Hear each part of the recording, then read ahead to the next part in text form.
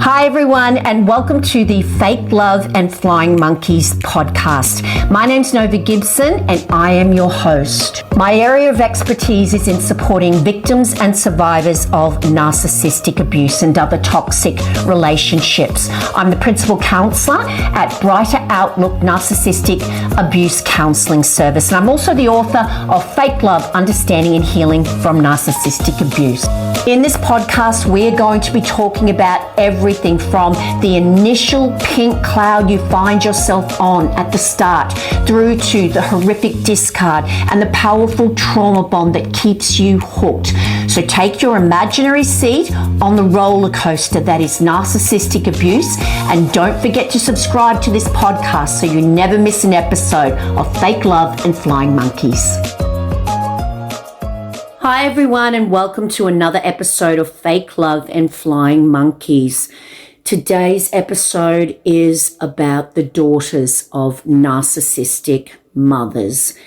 Now, when we're talking about narcissists, people tend to think that we're normally referring to intimate partners. That's what most of the research tends to revolve around, but as I've tried to explain in all the other episodes I've done, anyone can be a narcissist. It can be your boss, it can be your neighbor, it can even be your parent.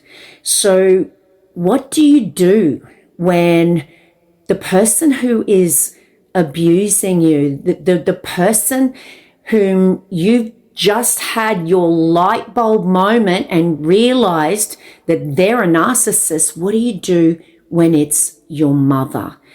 Now, I believe that children of narcissists probably have it the worst, if that's possible, because that toxic parent has been there their entire life.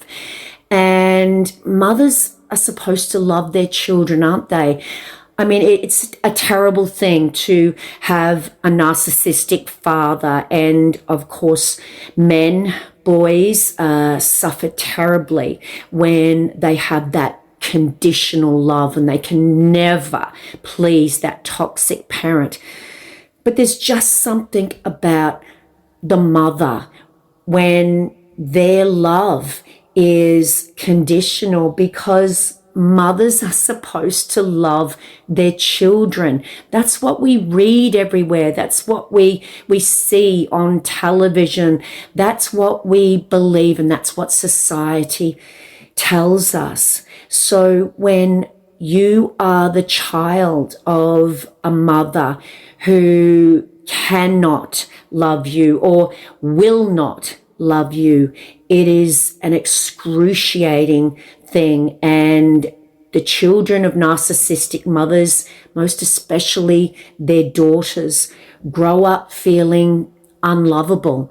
If the person who is supposed to love you the most in the world can't love you or won't love you, then who will love you? Over the years, I have spoken to many grown women in my counseling practice who have an extremely toxic mother, and they just want the tools to either make this person change, make this person realize how much they're hurting them, or they want the tools to leave because they try to stay away, and the guilt that they feel in doing this, because this is their mother, and after all, you only get one mother.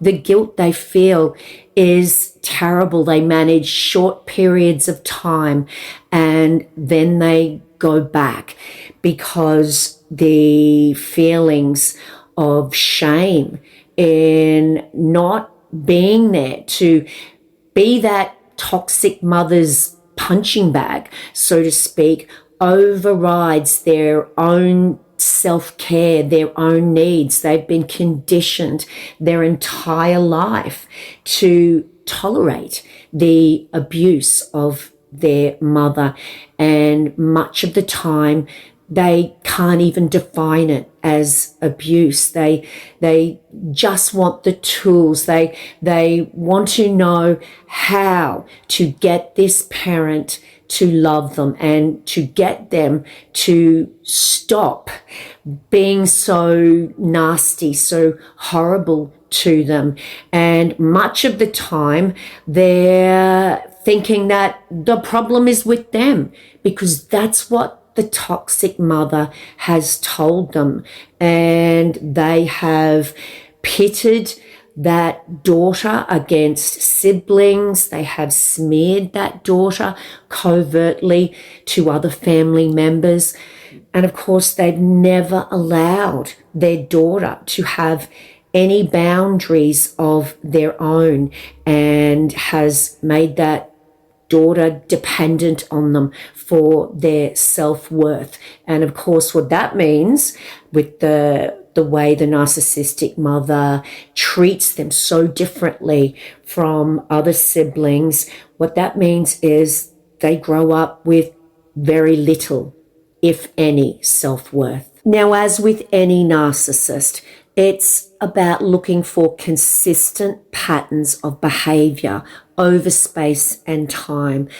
And when a grown woman, an adult child of a narcissist, comes to see me, they know that these are not isolated incidents, and the behaviors that their mother is engaging in are not normal by the time they come to see me. They've had their light bulb moment, and they just don't understand why their mother keeps shifting the goalposts and why they can never please their mother.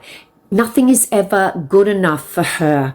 Now, a narcissistic mother is in competition with the daughter that threatens her identity, her sense of self, her ego. They're threatened by a younger version of themselves who has the youth, who might actually be able to be genuinely happy with other people, which of course they cannot. And they must make sure that that daughter never feels good about herself. So she is always looking for her self-worth in the mother, who is tearing away any self-worth before it even begins. So their self-worth is sabotaged from the second they're born. They're born with a job, and that's to revere that toxic parent, and a daughter is someone who can be better than them. And of course, being better to a narcissist is not just about being more successful or having more money. It's about anything that you have that threatens their ego and makes them feel less than. So the daughter that is targeted by the narcissistic mother will, of course, be the opposite of her. She will be empathic. She will be the intuitive and sensitive one. And she will not fit the mold of that toxic dynamic that exists within that narcissistic family, and will question the status quo.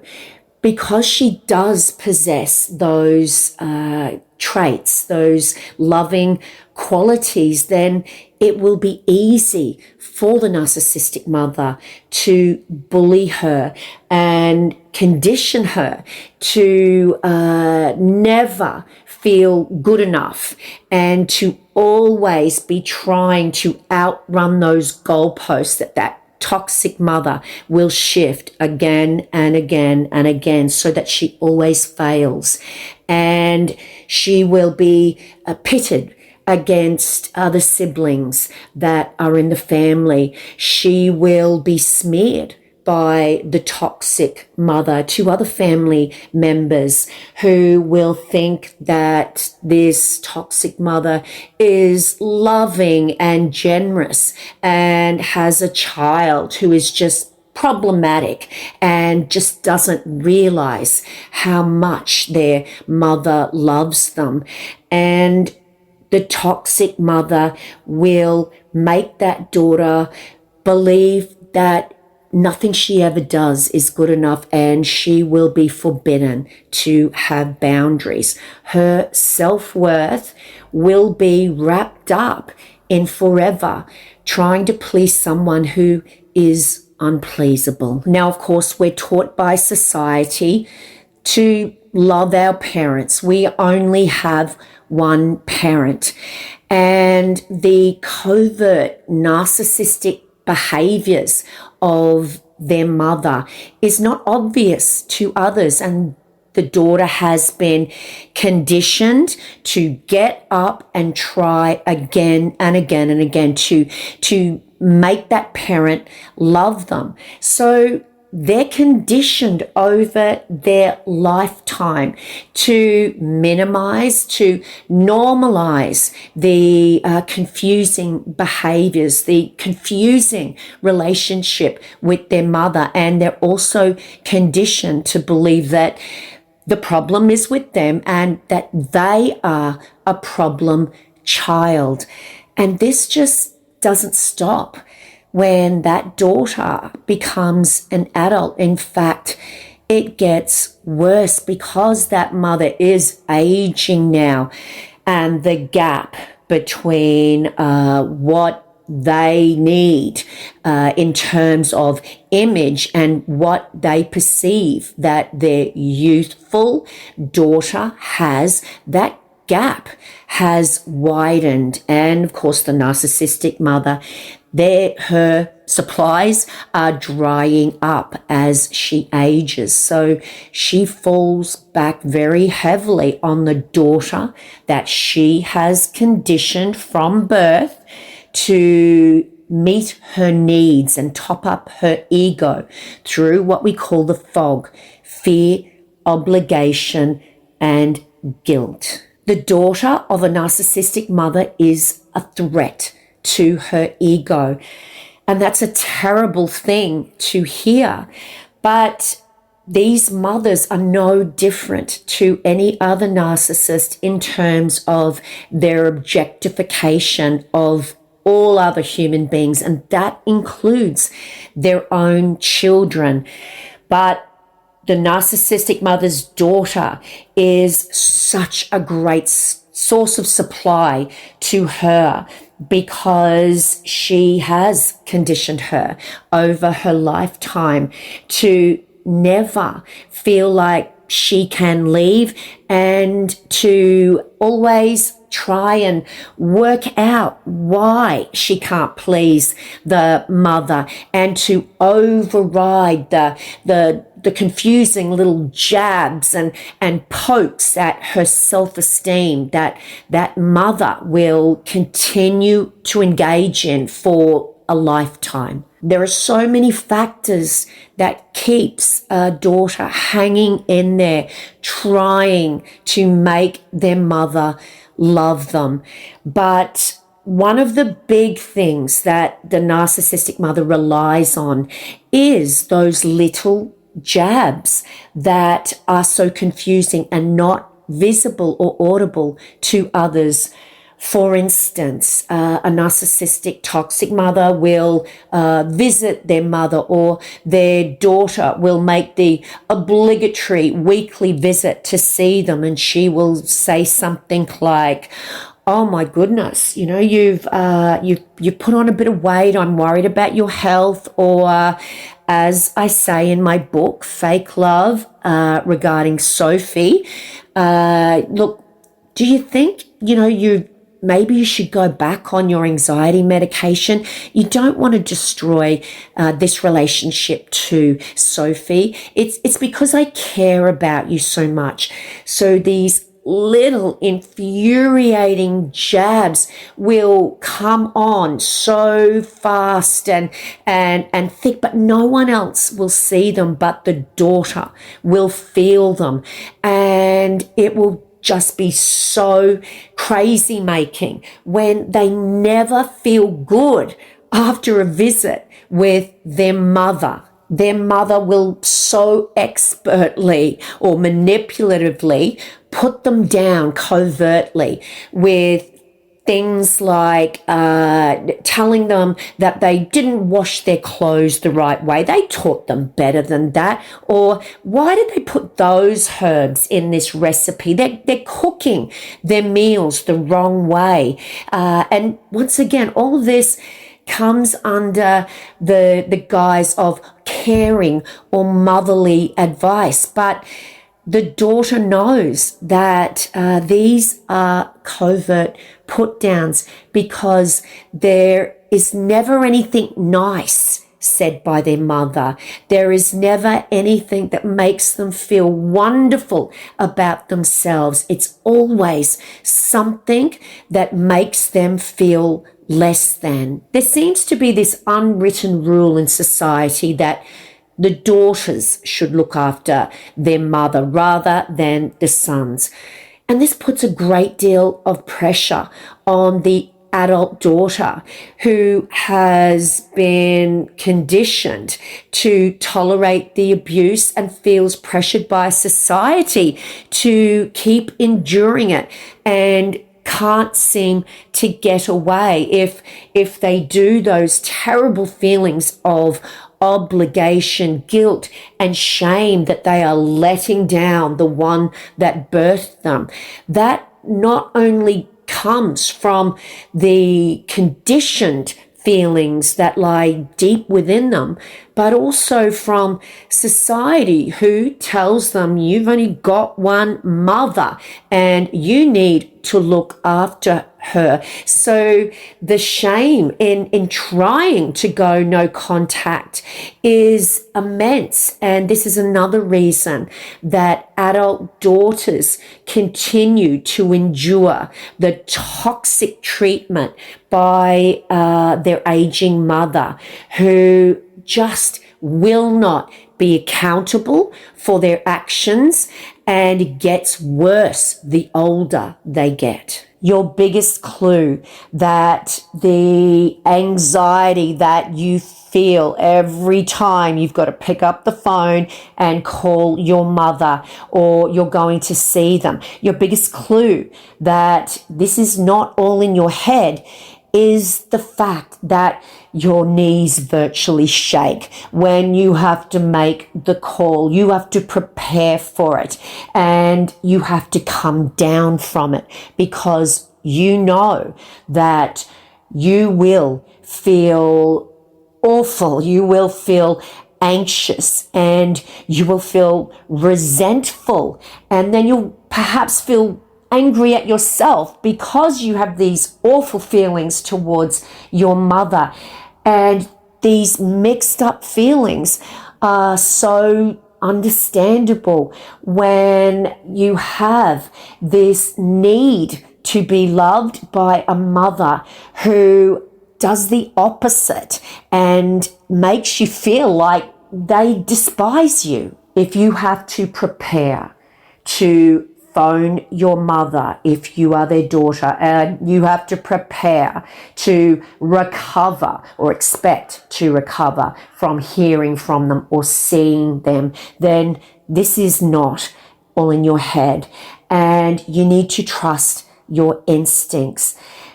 That is happening because those phone calls, those visits are toxic, and those little jabs at you and the covert insults are intentional. And it's a lose-lose situation for you as the daughter, because if you say anything, you will just be gaslighted out of your reality. I was only saying that to you because I care about you. Or the toxic mother will burst into tears, and then how bad will you feel? This is manipulative. And it's awful to say that, but you know, because these are consistent strategies that they use. If you try to make them accountable, they will burst into tears and run into a different room, and everyone will chase after them. And then you are the one who's pandering to them, apologizing to them, and any discussion around how they have hurt you is gone because you don't want to hurt them again. It's a terrible thing to have someone abuse you like this and make you feel so bad about yourself and never be able to talk about your feelings with them. It is even worse when you are the daughter and this is your mum and you cannot talk about your feelings or you will be punished for it. If you dared to try and make them accountable for perhaps something they did when you were growing up, another classic strategy that they engage in to make you feel bad and stop trying to make them accountable will be something like this. They will say, well, didn't I do anything for you? Didn't I put a roof over your head and give you food and make sure that you had lunch in your lunchbox every day? I'm sorry that I was such a bad mother. And the reality is they did do those things. And a manipulated daughter will start to feel guilty because she's been conditioned to be grateful for so little. Guys, those things are things you just take for granted in a family. They are not things that a loving mother should be bringing up to offset the abusive behaviors they engage in. They say those things that you should just expect in a normal, loving family to deflect from their abusive behaviors. And they have the masters in manipulation. And of course, they've conditioned you over a lifetime to believe that what they say is in fact reality. You've been distorted out of your reality and you are made to feel guilty for trying to make them accountable for very appropriate reasons, and they are offsetting those abusive behaviors with things like giving you food. It will be even worse for you as a daughter of a narcissistic mother when you have a family of your own. Even before that, when you have a relationship of your own, that mother does not want you to be happy. Your happiness threatens her ego. It makes her feel bad about herself. So she will try to destroy your relationships. She will interject and set up situations where you will break up with potentially a very healthy partner. She will triangulate you with that potentially loving partner and make sure that you break up, and hopefully you will turn to her, the very person who covertly destroyed your relationship in the first place. If when you have children of your own, that is when the narcissistic mother will essentially rub her hands together with glee, because you will, without knowing it, provide her with a smorgasbord of supply as she pits your own children against each other. One child will be favored, and that, of course, will be because that's the well-behaved child. The other children aren't well-behaved because of your bad parenting.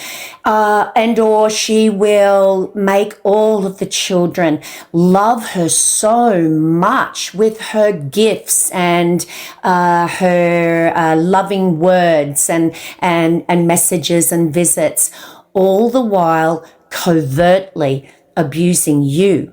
So this will create that and impact on that sense of obligation you have even more, because you don't want to deprive your children of a loving grandparent, and she appears to be a totally changed person with your children. So it would be selfish of you to deprive your children of a grandparent just because you can't get along with her. This is something I hear all the time, and what I want you to remember, if this is how you are feeling, is that toxic, abusive mother has not changed, and if she abused you, she will be abusing your children. She will be covertly pitting you against your own children so that you do not have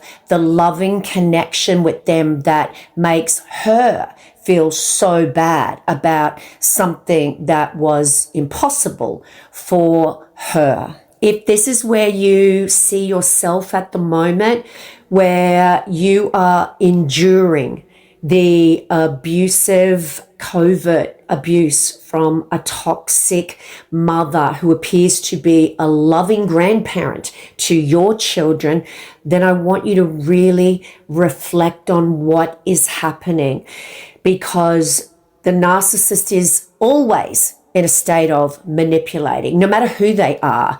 And the narcissistic grandparent loves to turn your children against you. And this gets worse over time. Special times that you think are special with their grandchildren are times they utilize to covertly smear you and to make it impossible for you to go no contact, because then you would have perhaps an unhappy child who loves that grandparent so much. If this is you and you had an abusive, toxic mother your entire life and you still do, then think very carefully about the time that your children spend alone with that grandparent, because that is the time when they will covertly inflict the most damage. You are allowed to leave a relationship with someone who is abusing you, no matter who they are.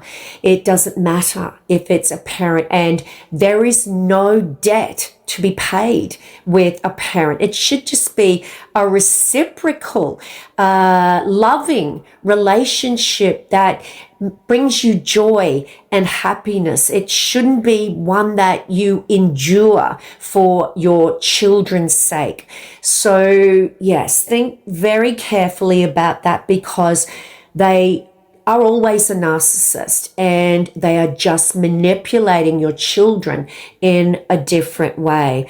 And the love that you see them giving your children is designed to manipulate you and, of course, to make you continue to tolerate their abusive treatment for fear of depriving your own children. Once again, they're using your empathy against you, and the very qualities they don't possess, they are using those qualities in you to make sure that they are never without the conditioned child that they conditioned to be obligated to be their punching bag their entire life. The narcissistic mother does not get better as they age. Your relationship will only get worse as their daughter, as you get older. But those feelings of obligation and guilt, they will be compounded by the fact that her dependency on you as a potent source of supply, that will increase because all her other supplies are drying up.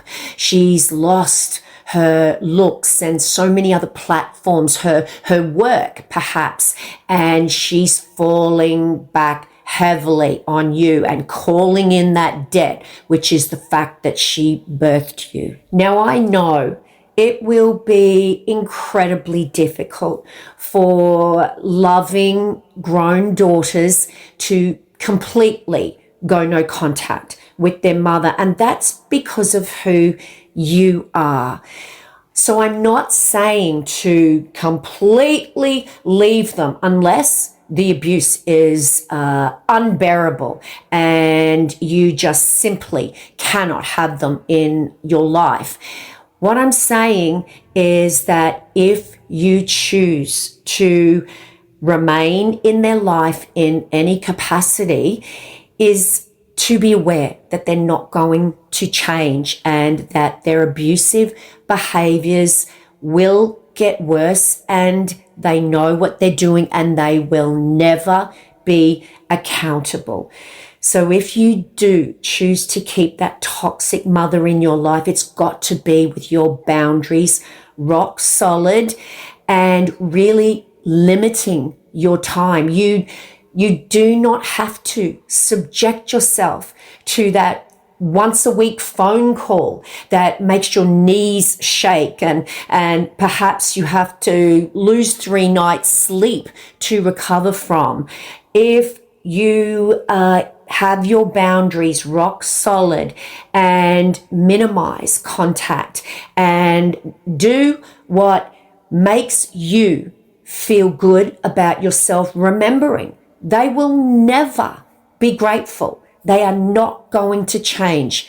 If you need to do the bare minimum to make you feel okay in who you are, remembering you are under no obligation to tolerate abuse just because you share DNA.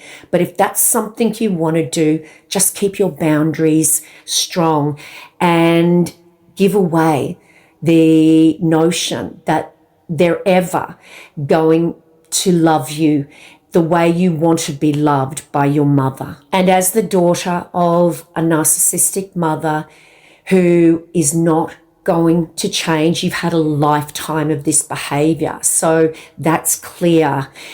You need to grieve. You need to grieve the mother you never had and the mother that you never will have. And you also need to get lots and lots of support to heal the damage that was inflicted on you by the person, the one person who was supposed to love you unconditionally, and to realize your worth. That narcissistic mother made you feel bad because she felt bad about herself, and that's not going to change, but she lied. You are worthy and you are lovable, but it's going to take support and time to rewire those little neural pathways in your brain where that toxic mother taught you that love was a commodity that you were not entitled to, and that you had to please everyone else. It takes time to rewire your brain and realize that you are a lovable and worthy person who deserves someone who loves you unconditionally, and you are allowed to have needs of your own. Daughters of narcissistic mothers, grow up with anxiety, depression, the people-pleasing behaviors because they've never been allowed to have any needs, and they've been taught that needs of their own are selfish.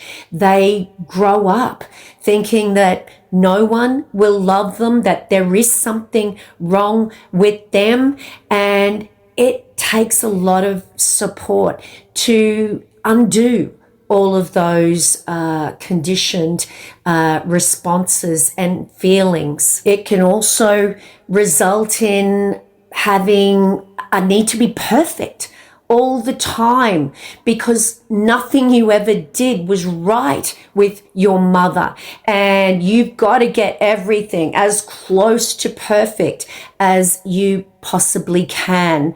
It can also make you stay in relationships that mirror your toxic mother, holding on to someone who is familiar, where you're not allowed to have any needs and love is dependent on you tolerating their abuse and meeting all of their needs. So these are just some of the things that daughters of narcissistic mothers experience as they grow older. So in closing, I really just want to reiterate that it's okay to go no contact with a toxic mother.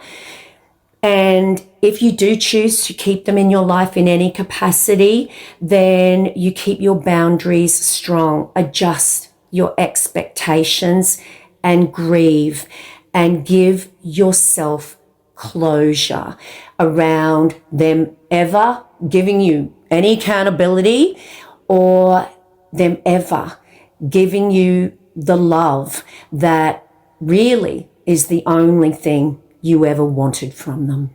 And that brings us to the end of another Fake Love and Flying Monkeys episode. I really hope that the information, which is so traumatizing for daughters of narcissistic mothers, I really hope that you found some validation in it and you were able to find some healing and coping strategies if you have to maintain a connection with a toxic mother that cannot, will not love you and keep your self-esteem, your self-worth, and of course to build your self-worth up, which that toxic mother tore down or never allowed you to develop in the first place. Now, if you would like to have a one-on-one counseling session with me, I am a full-time professional counselor who sees people all over the world, and I'd love to be able to support you one-on-one. Just see my website link below. And of course, don't forget to grab your copy of my best-selling book, Fake Love, Understanding and Healing from Narcissistic Abuse, in which I have loads of information on the children of narcissists. And I am also currently running a competition. Just see the posts on Instagram and Facebook and note the competition rules. I think all you have to do is subscribe to this podcast channel and share and comment subscribe. I think it is. See the posts on Facebook and Instagram, and you could win your copy of a signed copy of Fake Love. Or if you choose, you can also have an ebook or an audio book, whichever you prefer. Okay, guys, on that note, it's bye from me for now. Remember, until the next episode tomorrow, you are worthy. You are worthy of so much love, and you are certainly worthy of a whole lot more than a lifetime of fake love and flying monkeys.